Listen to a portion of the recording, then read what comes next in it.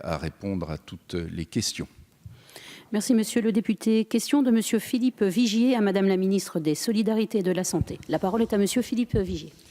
Merci madame la présidente, madame la ministre, mes chers collègues. Je voudrais attirer votre attention sur la situation de l'hôpital de Châteaudun dans le département d'Eure-et-Loir. Il y a quelques semaines, madame la ministre, vous avez accompagné le Premier ministre, Édouard Philippe, à Chalus. Et dans ce déplacement, il y a des phrases importantes qui ont été prononcées par le Premier ministre. Je le cite, « La République doit garantir un accès aux soins égal à ses citoyens où qu'ils habitent. En France, la situation actuelle constitue une véritable rupture d'égalité pour celles et ceux qui, parce qu'ils ont simplement la malchance de vivre au mauvais endroit, ne peuvent pas accéder rapidement à des soins médicaux. » Si je vous dis cela, madame la ministre, c'est que le département d'Eure-et-Loir, vous le savez, on a eu l'occasion d'en parler, est parmi les plus sinistrés de France. 87 médecins pour 100 000 habitants. Dans le domaine public et dans le domaine privé. Et notre hôpital, qui est en train d'être intégré dans un GHT de territoire, avec l'hôpital de Chartres, de Dreux et de Nogent-le-Rotrou, est malheureusement la victime, je dis bien la victime, d'un démantèlement petit à petit de ces services. Ça a été le cas déjà pour la cardiologie, une partie de la pneumologie, et maintenant, on nous annonce que la maternité pourrait fermer. 366 naissances, il n'y a pas eu d'accident à déplorer. 142 communes, il y a des enfants qui sont nés et qui sont originaires de 142 communes autour de Châteaudun, jusque dans le département du Loiret, jusque dans le département du Loir-et-Cher.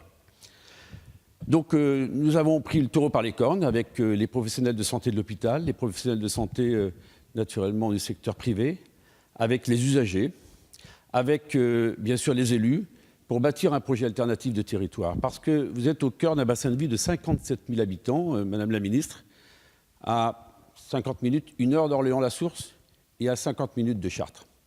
Comment imaginer qu'on ne puisse pas avoir une maternité susceptible d'accueillir des mamans qui voudraient y accoucher? Donc c'est une démarche très active que nous avons entreprise. Nous avons demandé à l'ARS 3 mois de délai et nous serons prêts fin février, début mars pour expliquer qu'un projet alternatif est possible. Nous serons prêts et il y a eu une pétition en ligne, je crois, qui montre l'attachement viscéral des habitants de ce territoire à cette maternité, plus de 15 000 signatures.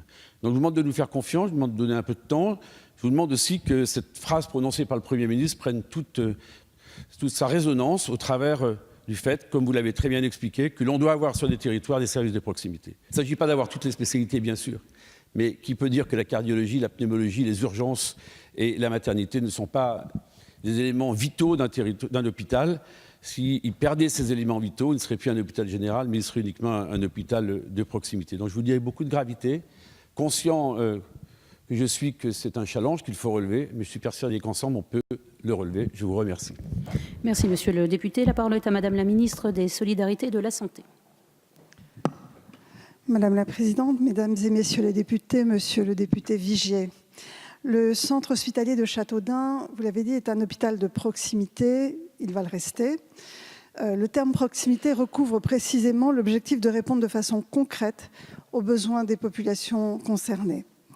Un établissement comme le centre hospitalier de Châteaudun a toute sa place dans la gradation de l'offre de soins que nous mettons en place dans le cadre des groupements hospitaliers de territoire. Il est donc en train d'être réfléchi en complémentarité des hôpitaux porteurs des plus grands plateaux techniques et doit être en forte articulation avec les soins de ville.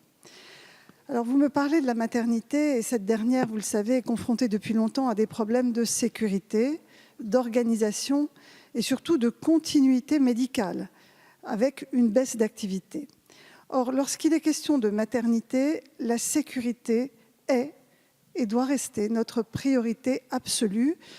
Toutes les études internationales le montrent, la sécurité dans le champ des maternités est intimement liée au niveau d'activité de ces services. J'entends les revendications qui sont exprimées et que vous relayez. La transformation d'une maternité en centre périnatal de proximité ne signifie pas un affaiblissement de l'hôpital ni de l'offre de soins. Bien au contraire, une démarche de construction d'un projet est en cours de réalisation avec l'ensemble des acteurs. Cette démarche a reçu en novembre dernier l'aval de l'Agence régionale de santé en lien avec la direction de l'hôpital.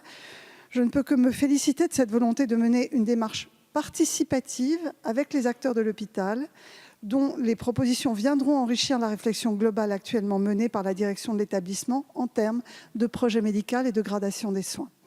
Je souhaite, monsieur le député, que les réflexions actuellement menées puissent aboutir à l'objectif d'offrir à la population du bassin du Noir un accès aux soins efficace, durable et de qualité. Je vous remercie. Merci Madame la Ministre. Monsieur le député. Une fermeture de la maternité, la transformation en centre de périnatalité, c'est la fermeture du bloc opératoire.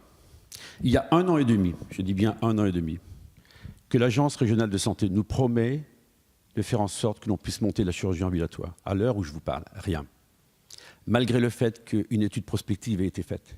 Parce qu'il n'y a jamais eu, je pèse mes mots, le moindre soutien d'un médecin du centre hospitalier de Chartres et du GHT qui refuse de venir jusque chez nous.